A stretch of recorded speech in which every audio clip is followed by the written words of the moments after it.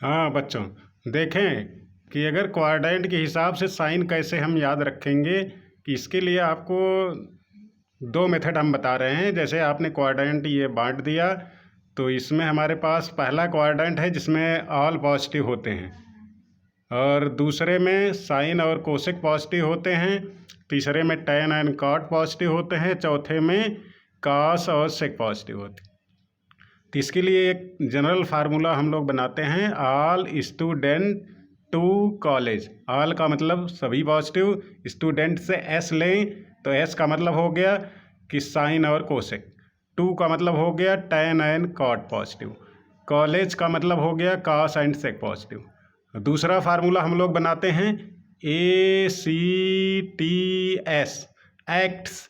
Acts का ए से all, सी से कॉस एंड सेक, और एस से साइन एंड कोसेक, टी से टैन एंड कॉट। इनको पॉजिटिव रखते हैं, बाकी इनके अलावा जो क्वाड्रेंट में पढ़ते हैं उनको हम सब निगेटिव में रखते हैं। अब देखें कि जैसे ये क्वेश्चन हमने लिया, question number 2, if cos theta equal to -8/17 दिया गया है। cos थीटा, और ये क्वाड्रेंट लाइज करता है in third quadrant. Third quadrant में आपको पता ही होना चाहिए कि टैन एंड कॉट पॉजिटिव होते हैं, बाकी cos निगेटिव का होता है, इसलिए निगेटिव में दिया गया है। अब देखें कि अगर हमारे पास cos थीटा दिया है, cos थीटा की वैल्यू होती है B/H। B की वैल्यू हो गई -8 और H की वैल्यू हो गई 17। लेकिन जब आप वैल्यू निकालें P और B और H की वैल्यू, तो माइनस साइन को न रखें, क्योंकि उसमें आपको कन्फ्यूजन हो सकता है। जब इसको सॉल्व करके वैल्यू निकाल लें, तब आप उन वैल्यूज को रखने के बाद उसमें साइन लगाएं। तो हमारे पास वैल्यू बन गई, B की वैल्यू हो गई 8 और H की वैल्यू हो गई 17, और इसको हम सॉल्व किए तो P की वैल्यू होगी H² - B²। तो ये हो गया 17 का स्क्वायर -8 का स्क्वायर, तो 17 का स्क्वायर किए 289, और उसमें से 64 माइनस किए तो √225 आ गया। √225 जो है 15 का स्क्वायर होता है, तो √15 आ गया। तो इसका मतलब हमारे पास परपेंडिकुलर मिल गया, दैट इज़ 15। अब देखें, साइन थीटा होता है P/H, तो साइन थीटा की वैल्यू हमारे पास बन गई ये, दैट इज़ 15/17, और इसमें माइनस में होता है, इसलिए माइनस साइन लगाना पड़ेगा, क्योंकि इसमें टैन और कॉट पॉजिटिव होते हैं, बाकी सबके साथ आप नेगेटिव रखोगे। टैन थीटा की वैल्यू P/B होती है, तो ये वैल्यू बन गई -15/-8, दैट इज़ 15/8।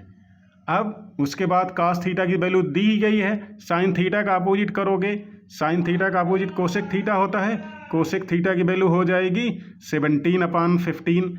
सिमिलरली आप काट थीटा की वैल्यू निकालोगे तो ये टैन थीटा का अपोजिट होता है, जो 8/15 हो गया। और cos थीटा की वैल्यू आपको दी ही गई है क्वेश्चन में ही, -8/17, तो सेक थीटा इसका अपोजिट हो जाएगा -17/8। ये सारी वैल्यूज आपको निकालना 10th में आप जानते हैं। केवल यहाँ पे साइन आपको ध्यान देना होगा, क्वाड्रेंट कौन सा है और उस क्वाड्रेंट में किस तरह की वैल्यू बन रही है, उन वैल्यूज़ के साथ किस में पॉजिटिव होगा किस में निगेटिव। केवल पॉजिटिव और निगेटिव प्लेस करना इस 11th के पहली एक्सरसाइज में है। अब आप देखें क्वेश्चन नंबर 3, जो कि tan थीटा इक्वल टू आपको दिया है -5/12।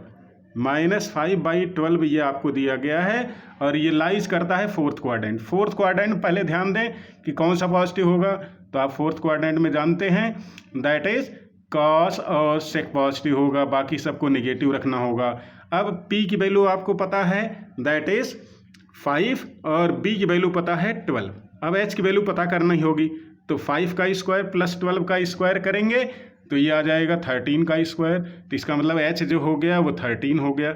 अब बाकी 10th की तरह आपके पास सारी वैल्यूज हो गई, तो साइन थीटा की वैल्यू निकालेंगे तो ये आएगा 5/13, लेकिन फोर्थ क्वाड्रेंट में साइन नेगेटिव का होता है, इसलिए नेगेटिव रखना पड़ेगा।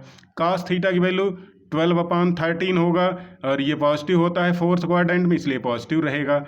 तो केवल वैल्यू आपको पॉजिटिव निगेटिव प्लेस करना है, बाकी 10th का ही मामला है, क्वाड्रेंट के हिसाब से पॉजिटिव निगेटिव कहाँ रखना है, बस इतना सा ही केस आपको सॉल्व करना है। बाकी सब खेल 10th की तरह है। ओके, और एक्सरसाइज हम भेज रहे हैं, इसको आप सॉल्व करेंगे।